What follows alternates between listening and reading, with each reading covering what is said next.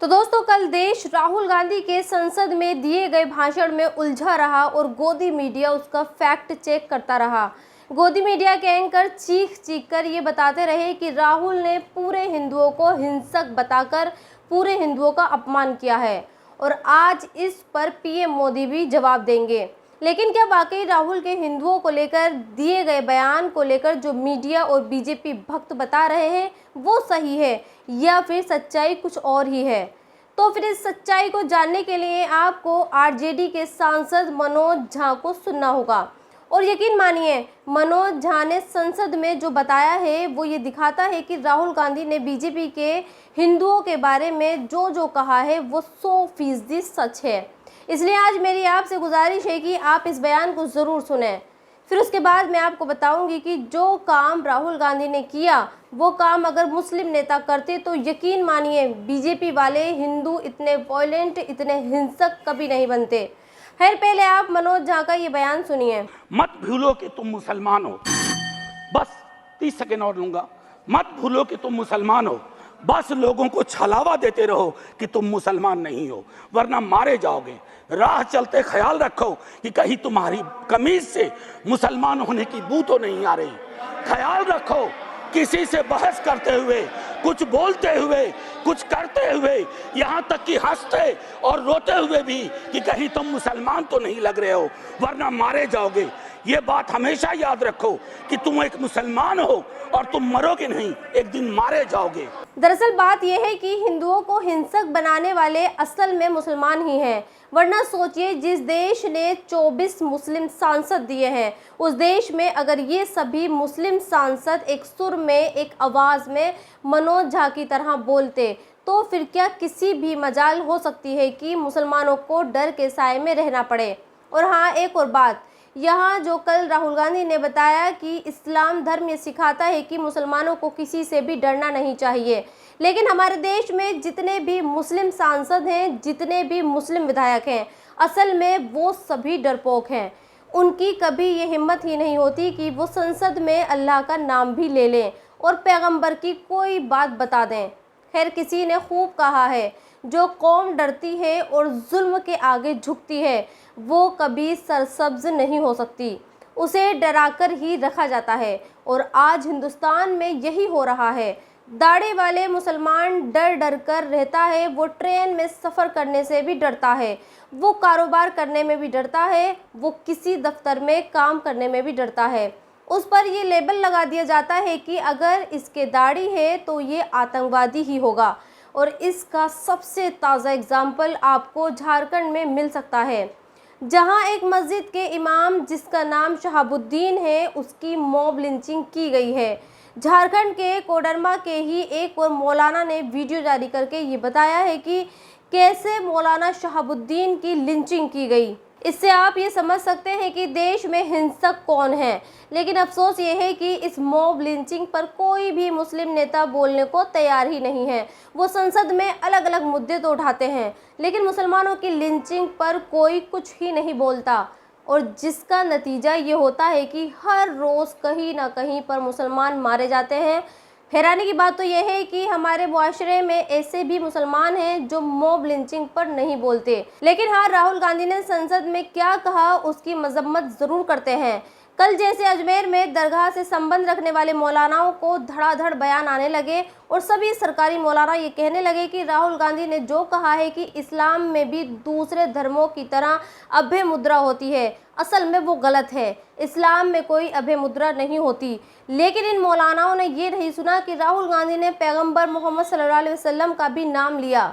वैसे आज एक और अहम खबर गोदी मीडिया दबा देगा, लेकिन वो खबर मैं आपको ज़रूर बताना चाहती हूँ और वो खबर असल में देश के भविष्य से जुड़ी है। मैंने ख़ास तौर पर आपके लिए इस खबर की कटिंग निकाली है ताकि आपको ये बता सकूँ कि इस देश में स्टूडेंट्स और एजुकेशन को किसी की भी परवाह नहीं है।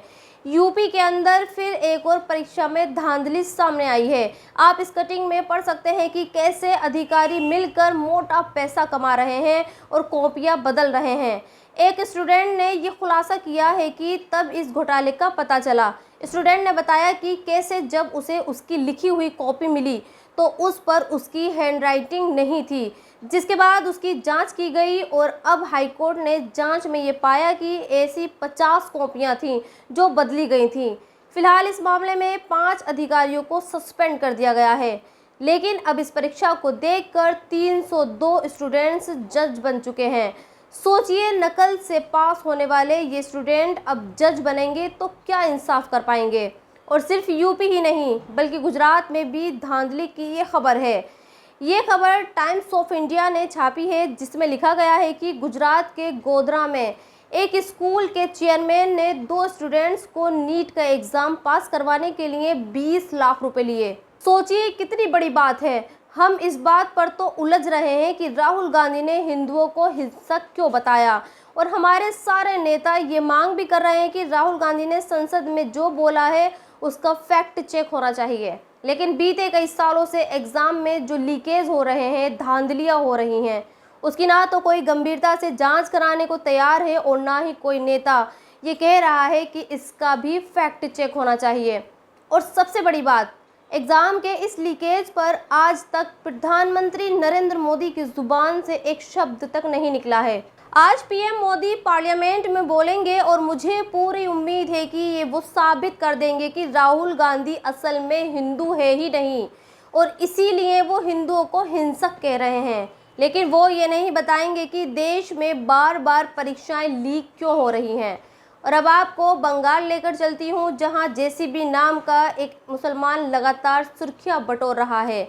ये वो मुसलमान है जो खुद को जज समझता है और जो सरेआम सड़कों पर महिलाओं को सजा देता है।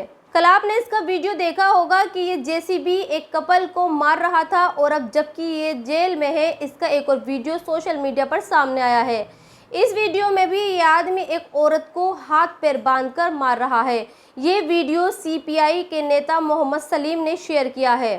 सोचिए, कई बार मुसलमानों की ऐसी हरकतें देखकर लगता है कि हमारे देश में मुसलमानों के साथ जो भी हो रहा है वो सही भी है। हम मुसलमान खुद ही ईमान पर कायम नहीं हैं। जैसे मेरठ के इस वीडियो में एक मुस्लिम दुकानदार को इसीलिए पीटा गया क्योंकि इस पर यह आरोप है कि ये आम पर यूरिनेट कर रहा था। और सबसे आखिर में उस नेता की बात करते हैं जो राहुल गांधी और अखिलेश यादव के प्रिय हैं। और सबसे आखिर में उस नेता की बात करते हैं जो राहुल गांधी और अखिलेश यादव के प्रिय हैं और अयोध्या के राजा हैं। शायद आप समझ गए होंगे मैं किसकी बात कर रही हूँ। जी हाँ, अयोध्या से जीतने वाले अवधेश की बात कर रही हूँ। आज उनका एक वीडियो वायरल हो रहा है। इस वीडियो के बारे में ये कहा जा रहा है कि अवधेश जी जैसे दिखते हैं वैसे हैं नहीं। दरअसल अवधेश पार्लियामेंट के सामने खड़े होकर मीडिया से बात कर रहे हैं और उन्होंने बात करते हुए एक शख्स के गले में हाथ डाला हुआ है और जिस शख्स के गले में उन्होंने हाथ डाला हुआ है वो हाथ उस शख्स के गाल पर भी फेरते हैं। बस यही बात अवधेश और अखिलेश के चाहने वालों को अखर गई और वो ये कह रहे हैं कि अयोध्या के इस राजा की दाल में कुछ काला है। बहरहाल आपने भी अब अवधेश की ये काली दाल देख ली है। आप चाहे तो मुझे कमेंट्स बॉक्स में लिखकर बता सकते हैं। और अब तक आपने मेरे चैनल को सब्सक्राइब नहीं किया है तो प्लीज़ सब्सक्राइब ज़रूर कर दें। शुक्रिया। कि हिंसा हिंसा हिंसा फैलाते हैं हिंदू, ये बात तो सबसे पहले यही बयान आया। हाँ, उनका स्टेटमेंट इंटायर हिंदू के लिए नहीं था, उनका था भारतीय जनता पार्टी के लोगों के लिए, आरएसएस के लोगों के लिए। सर, आपकी ममता बनर्जी जी से कोई बात हुई है? डिप्टी स्पीकर के लिए आपका नाम आ रहा है? हमारी कोई बात नहीं हुई। आपका नाम आ रहा है इस तरह? अब हमें जानकारी, कोई अधिकृत जानकारी हमें नहीं है। आप ही लोगों के माध्यम से हम सुनते हैं, आप ही लोगों के माध्यम से सुनते हैं, अधिकृत कोई जानकारी हमें नहीं है।